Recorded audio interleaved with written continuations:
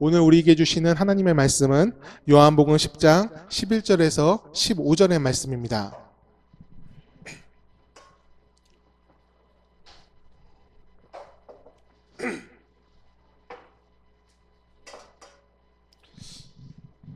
다 같이 자리에서 일어나서 읽도록 하겠습니다. 함께 있습니다. 나는 선한 목자라. 선한 목자는 양들을 위하여 목숨을 거리나오. 삭구는 목자가 아니요 양도 제 양이 아니라.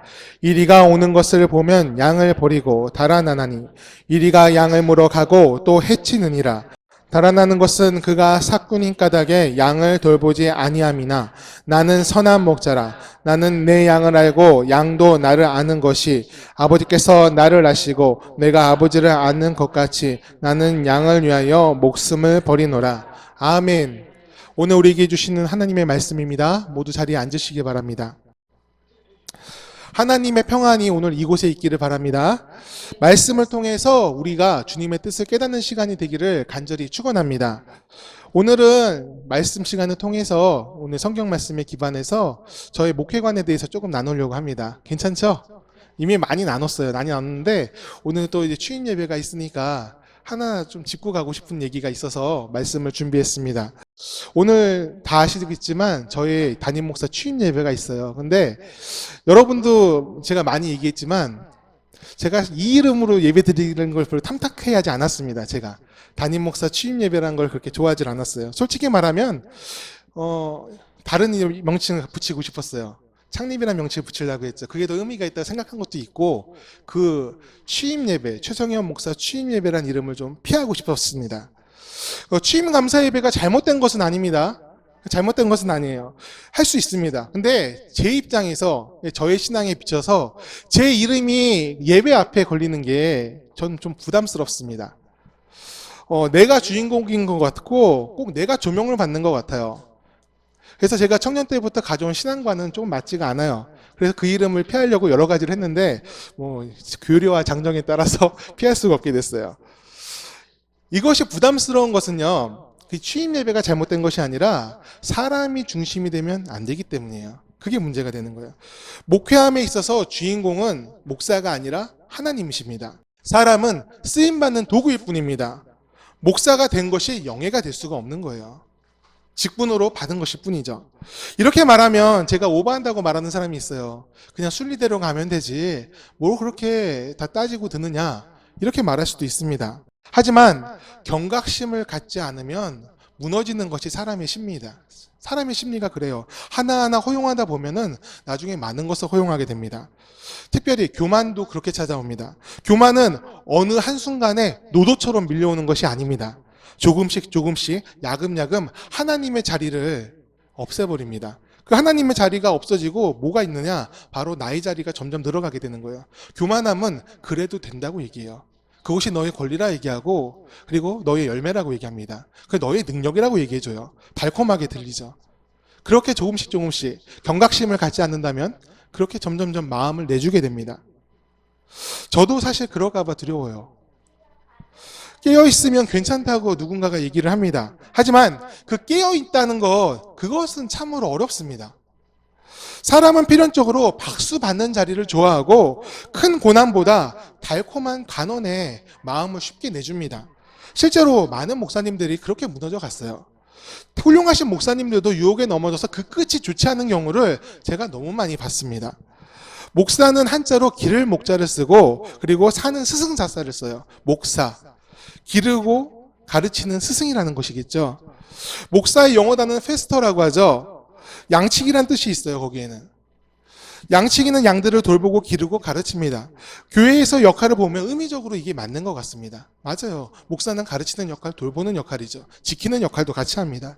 하지만 돌보고 기른다는 의미가 좀 더 높은 위치에 있다, 우월하다라는 뜻은 아니에요.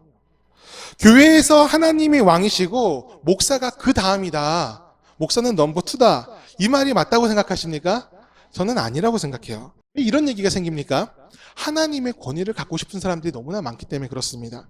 그래야 더 영적으로 우월해 보인다 생각해요. 다른 사람을 가르치려면 하나님의 권위를 빌려서 내가 그 위에 서야 된다, 이렇게 생각하는 사람들이 굉장히 많이 있습니다. 오늘 본문에서 예수님은 자신을 가리쳐서 선한 목자라고 말씀을 하십니다. 선한 목자이신 예수님은 양들을 전부 아십니다. 그 이름 하나하나를 알고 계시고 형편을 아시고 그들의 특기를 아십니다. 무엇을 잘하는지 무엇을 못하는지 그걸 전부 다 알고 계세요. 그래서 양들마다 다른 방법으로 접근하시고 다른 길을 제시해 주십니다.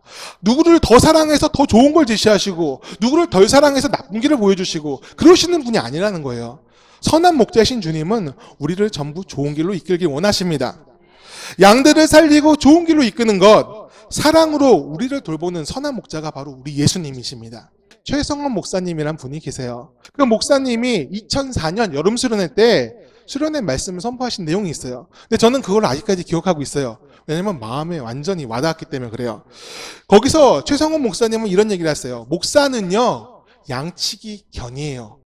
목자가 아니라요, 양치기 견이라고요. 목사는 예수님의 지시를 받아 이리 뛰고 저리 뛰면서 양들을 바르게 가도록 돕는 역할을 하는 게 바로 목사입니다. 그런 얘기를 설교 때 하셨어요. 근데 그 말씀, 벌써 거의 20년 가까이 된 그 말씀이 제 마음에 아직도 남아있어요. 은혜의 감동이 되었던 것이겠죠. 목사는요, 하나님을 대신하는 존재가 아니라 하나님의 시키신 일, 하나님께서 시키신 일을 하는 존재가 바로 목사입니다. 저는 이 말을 신학을 시작할 때부터 2005년에 신학을 시작할 때부터 지금까지 잊지 않고 있어요. 최성원 목사님이 그 말씀이 잔상이 되어서 제 마음에 남았고 그리고 목사관을 만들어 준 것이겠죠. 교인들이 저를 존중해 주는 것은 제 능력이 뛰어나서가 아니라 제 뒤에 계신 하나님을 보고 계시는 것을 알고 있습니다. 하나님이 뒤에 계시고 하나님이 시키신 일을 하니까 존중받는 것임을 잊지 않으려고 노력을 합니다. 제가 이 얘기를 처음 하는 것이 아니에요. 계속 여러 번 들었을 겁니다. 근데 계속 하는 이유는 이게 여러분들 잊을까 봐 하는 얘기가 아니라 저한테 하는 소리이기도 합니다. 제가 그것을 잊어버릴까 봐 계속 말씀을 드리면서 여러분들을 증인 삼는 거예요. 저는 목사는 청지기라고 생각을 합니다. 청지기는 주인이 아니고 소유를 주장할 수도 없어요. 청지기는 주인이 맡긴 일을 감당하는 사람일 뿐입니다. 그냥 일만 감당하는 청지기가 아니에요. 하나님의 마음을 가진 청지기여야 합니다. 이게 중요해요. 그래야 이리로부터 나쁜 동물이 양들을 해하려 할 때 그 양들을 지키려고 뛰어갈 수 있어요. 왜냐면 마음이 거기 있지 않으면 그 지키지 않을 것이기 때문에 그러죠. 이리가 다가와서 양들을 빼앗으려 할 때 사꾼이라면 도망가게 될 겁니다. 양들을 지키지 않으려고 할 거예요. 목사는 하나님께서 명하신 대로 성도를 지켜야 됩니다. 세상으로부터 또 사단으로부터 그리고 악한 일로부터 성도를 지키기 위해서 항상 깨어 있어야 돼요. 청지기는 주인의 명령, 하나님이시죠. 그 하나님의 명령에 예민하게 반응해야 되고 혹시나도 주인의 뜻과 다른 행동을 하지 않아야 합니다. 주인의 뜻에서 벗어난 청지기는 더 이상 청지기가 아니라 그 주인의 대적이 되고는 거예요. 목사도 마찬가지예요. 목사의 길을 걷다가 이 직분자의 길을 걷다가 만약 다른 길로 간다면 더 이상 하나님의 종이 아닐 수 있어요. 반대의 길, 하나님의 대적이 돼서 하나님의 심판을 받는 존재가 될 수가 있습니다. 저는 하나님께서 목사에게 주신 일은 크게 세 가지라고 생각을 합니다. 가르치는 것과 기도하는 것과 위로하는 것이에요. 목사는 매주 여러 편의 말씀을 전하죠. 그래서 말씀을 사실 열심히 봐야 돼요. 그 말씀에 대해 모르면서 그 말씀을 전한다는 것, 그것은 성도들을 속이는 일과 다름이 없습니다. 그리고 바르게 해석하기 위해서 말씀을 읽는 데서 그치는 것이 아니라 그 말씀을 바르게 해석하기 위해서 애써야 돼요. 성경은요, 해석과 적용이 정말 중요해요. 2000년 동안 성경 말씀은 바뀌지 않았습니다. 그런데 신기하게도 성경 말씀을 읽을 때마다, 나눌 때마다 받는 은혜가 다릅니다. 여러분도 그렇잖아요. 마태복음 1장을 우리는 수도 없이 읽었습니다. 그 지겨운 족보 이야기를 수고도 없이 읽었어요. 그런데 읽을 때마다 때로는 지겹기도 하지만 다른 은혜를 주실 때도 있어요. 읽을 때마다 다릅니다. 다른 부분들도 마찬가지예요. 그것은 성령께서 살아계셔서 그 시대에 맞게 또 나의 상황에 맞게 공동체의 상황에 맞게 말씀으로 역사하시기 때문에 그렇습니다. 깨달음이 항상 있는 것이죠. 그것을 목사는 잘 전해야 돼요. 목사는요, 저는 스피커 같은 존재라고 생각을 해요. 스피커는요, 자기가 생각해서 얘기하는 것이 아닙니다. 본체가 시키는 대로 그 소리를 전달받아서 내보내는 게 스피커예요. 하나님의 사람으로 사는 것을 제시하고 또 그 선한 뜻, 하나님의 선한 뜻을 바르게 전하는 존재가, 그 스피커 같은 존재가 바로 목사입니다. 말씀에 근거하고 선한 마음으로 전해야 되고 사익을 추구함이 없어야 됩니다. 나는 없어지고 주님만 높아지는 것, 그 일이 우리 가운데 있어야 돼요. 그리고 또 목사가 해야 되는 일 두 번째가 저는 기도하는 것이라고 말씀드렸어요. 어렸을 적에 송구영신 예배 때 기도 제목을 적어서 내면은 목사님이 그 항아리에다가 기도 제목을 넣어서 강대상 앞에 올려놨던 기억이 있어요. 그때 목사님이 그런 얘기를 하셨어요. 이것을 새벽 기도 때마다 꺼내서 보겠다고. 저는 그게 목사의 역할이라 생각을 해요. 성도들의 기도 제목을 받고 그것을 위해서 함께 중보하는 것. 양들의 음성을 듣고 하나님께 함께 아뢰도록, 주인이신 하나님께 아뢰도록 애쓰는 것. 그것이 바로 목사의 역할이라 생각을 합니다. 선한 목자이신 예수님께서요, 양들의 음성을 듣고 간구하시잖아요. 같이. 목사도 그 일을 해야 되는 거예요. 예수님 옆에서 성도들을 위해서 기도해야 됩니다. 사실 기도는요, 스트레스 푸는 행위가 아니지 않습니까? 옛날에 어떤 목사님이 그런 얘기를 하시더라고요. 통성기도 열심히 해야 된다고. 크게 소리쳐 부르면 마음속에 응어리가 풀린다고. 우리 민족은 한해 민족이기 때문에 그 응어리를 풀어야 된다. 막 이런 얘기를 했는데 그때는 그냥 고개 끄덕끄덕거리면서 그런가 보다 했습니다. 그런데 사실 기도는 스트레스 풀기 위해 하는 행위는 아닙니다. 그 목사님도 그런 뜻으로 얘기한 건 아닐 거예요. 기도는요, 성령의 능력으로 역사하는 행위입니다. 왜냐하면 우리가 기도했을 때 하나님께서 들으시기 때문입니다. 왜 능력이 되느냐? 주님께서 들으시지 않으면 그 능력이 될 수가 없는 거예요. 들으시고 역사하시고 그리고 우리가 드린 기도는 하나도 땅에 떨어지지 않기 때문에 역사하고 능력이 되는 것입니다. 선한 목자이신 주님은 양들의 음성을 외면하지 않으십니다. 살 수 있도록, 일어설 수 있도록 가장 좋은 방법으로 응답하십니다. 목사는 그 기도를 돕는 사람입니다. 또 한 가지, 마지막 한 가지가 더 있습니다. 그것은 위로하는 거예요. 목사는 성도를 위로해야 됩니다. 이사야 40장 1절을 보겠습니다. 같이 있습니다. 너희는 이르시되 너희는 위로하라. 내 백성을 위로하라. 하나님은 긍휼과 사랑으로 우리를 바라보고 계십니다. 여러분 믿으십니까? 불같이 화를 내시는 것 같아도 그 중심에는 사랑이세요. 그리고 하나님의 사람들에게 가서 우리에게 말씀하시죠. 위로하라고. 그 앞에 목사가 있어요. 목사의 일은 사람을 바로 세우는 것입니다. 누구 앞에요? 하나님 앞에. 거친 세상에서 고난받는 사람들, 시험에 빠진 사람들, 그런 사람들 있잖아요. 믿음의 시험 들어서 하나님부터 멀어진 사람들. 그런 사람들을 위로하고 격려하면서 끝까지 믿음의 길을 가도록 돕는 사람들. 그 사람이 바로 목사들입니다. 어떤 분은 이렇게 얘기하세요. 목사에게 축복권과 저주권이 있다고. 그런 얘기를 하시는 건 전 들은 적이 있습니다. 혹시 여러분도 들은 적이 있으세요? 처음 들으십니까? 근데 저는 어디서 그런 얘기 잘 듣고 다니는 것 같아요. 그런데 저는요, 목사가 축복을 할 수 있다 생각합니다. 우리 예배 끝나고 축도하잖아요. 그렇죠. 축복하는 기도 할 수 있다 생각을 해요. 하지만 저주는 할 수 없어요. 왜냐하면 저주는 사람이 하는 것이 아니라, 징계는 사람이 하는 것이 아니라 하나님이 하시는 거니까. 사람은 입으로라도 그런 소리를 하면 안 됩니다. 왜 이거 사람이 할 수 없느냐? 하나님도 저주하지 않으십니다. 저주할 거야 라고, 징계할 거야 라고 엄포는 놓으시는데 실제적으로 저주를 하지 않으세요. 하나님은 우리에게 복을 내리시기로 작정하셨습니다. 죄의 길을 걷고 있을지라도 끝까지 복을 주시기로 작정하셨고 그 기회를 계속 열어주고 계세요. 성경에 무수히 나오는 징계들 있죠. 구약성경 보면 계속 나오잖아요. 그런데 그 징계 후에는 항상 회복이 있으세요. 징계가 영원하지 않아요. 복은 천대까지 가고 징계는 3대에서 끝납니다. 천대가 어디 있습니까? 인류의 역사가 시작한 이래로 천대까지 가지도 못했어요. 지금까지. 천대를 얘기하시는 것은 복을 끊이지 않게 하시겠다는 영원한 복의 선포예요. 징계를 3대에서 끊겠다. 그것은 너희가 회개만 한다면 이 징계는 그냥 끝날 거야. 그리고 나의 속마음은 징계 있지 않아. 나는 너희를 끝까지 사랑할 거야. 그 얘기를 그 말씀을 통해서 하고 계시는 거예요. 죄가 가득한 순간에 하나님의 선택은 심판이 아니라 예수님을 보내시는 것이었습니다. 그리고 곧 임한다고 하셨어요. 뭐가 임해요? 다시 재림하셔서 종말이 임한다고 했어요. 그런데 곧 오실 것 같았는데 아직도 오고 계시지 않으세요. 그것은 거짓말하신 것이 아니라 계속 지연시키고 계시는 거죠. 지금 가면 다 구원받을 수 없으니까. 지금 가면 내 백성이 하나님 나라 갈 수 없으니까 끝까지 기다리고 계시는 거예요. 하나님이 이토록 복을 주시려고 하는데 어떻게 목사가 하나님의 일을 한다는 사람이 징계를 이야기하고 심판을 얘기하고 저주를 얘기할 수 있겠어요? 할 수 없다는 거예요.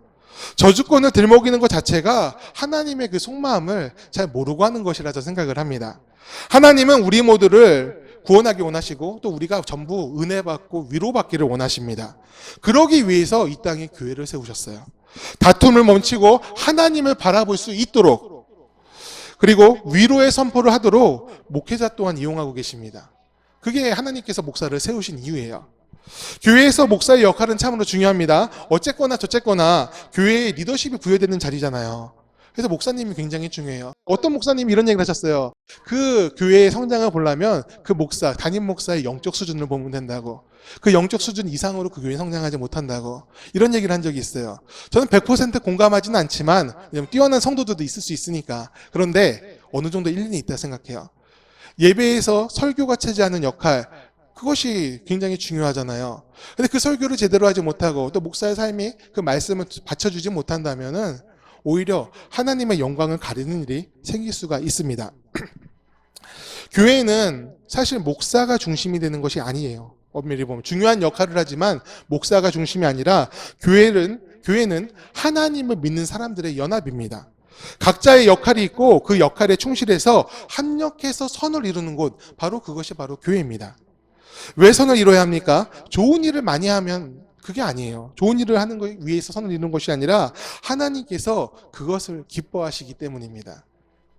하나님이 기뻐하시면 최선을 다해서 이루어야 하고, 하나님이 미워하신다면, 싫어하신다면 그것을 멈춰야 합니다. 그게 교회입니다.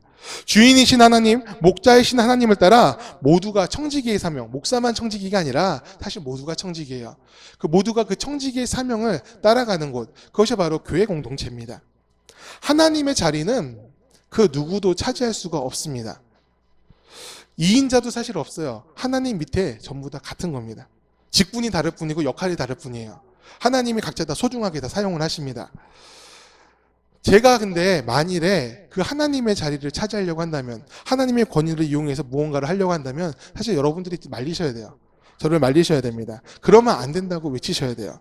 가족이라고 친구라고 또 오랫동안 함께했던 섬겨왔던 목사님이라고 그것을 그냥 가만히 있으면 안 됩니다. 공의는 교회를 통해 흘러나가서 세상으로 나가야 됩니다. 하나님의 공의는 그런 거예요. 근데 만일에 교회에서 공의가 서지 않는다면, 하나님의 정의와 공의가 교회에서 서 있지 않다면 편법이 있고 불법함이 있고 하나님이 기뻐하지 않으시는 일들이 교회에서 벌어지고 있다면 그 교회는 절대로 공의를 흘려보낼 수가 없습니다.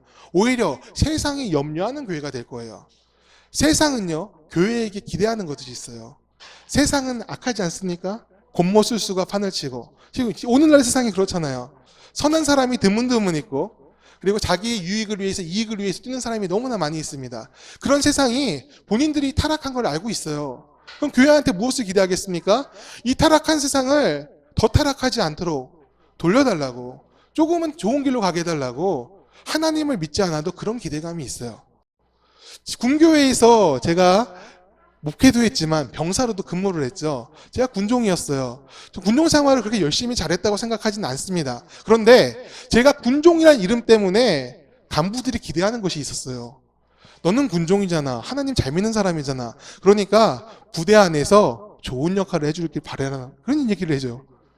무언가 그렇게 뛰어난 병사는 아니었는데 항상 군종이잖아. 하나님 믿잖아. 너는 교회 잘 가잖아. 이 얘기로 모든 것에 대한 기대감을 주더라고요. 그 기대감은 다 채웠는지 모르겠습니다. 근데 그때 느꼈어요. 믿는 사람은 정말 잘해야 되겠구나. 하나님이 목사님들을 청지기로 부르신 건 맞습니다. 하지만 그건 하나님이 목사님들만 부른 건 아니에요. 우리 모두를 전부 다 청지기로 부르셨습니다. 저는 우리 교회가 그 하나님의 선하신 뜻, 그 부르심 안에서 함께 세워져 갔으면 좋겠습니다. 세상에 참 많은 교회들이 있죠. 좋은 교회도 많습니다. 하지만 그 중에서 우리 교회가 저는 특별했으면 좋겠습니다. 모든 교회보다 우월하자 그런 게 아닙니다. 하나님의 뜻이 빛나고 또 어딜 가나 주의 이름, 주의 영광이 드러나는 그런 교회. 세상 사람들이 바라볼 때 은혜가 흐르는 교회. 그런 교회가 바로 우리 더 교회이기를 간절히 축원합니다.